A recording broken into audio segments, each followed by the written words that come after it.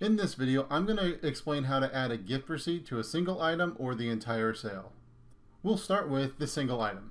Highlight the item in your sales grid, and you have two choices here. You can select gift receipt from the left-hand menu, or you can right-click and choose gift receipt. You'll know that you've added the gift receipt when you see the gift box next to the item in the sales grid.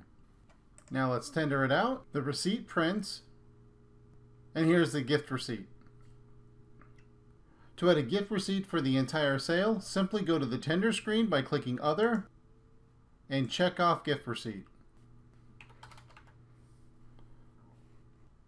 You'll be prompted to have separate gift receipts for every item or to combine them all on one. And so here you can see I've combined all of my items on one gift receipt. If you have any questions about assigning a gift receipt to an item at the time of sale, please don't hesitate to give us a call at 941-475-1201 or visit us at giftlogic.com. Thanks for watching.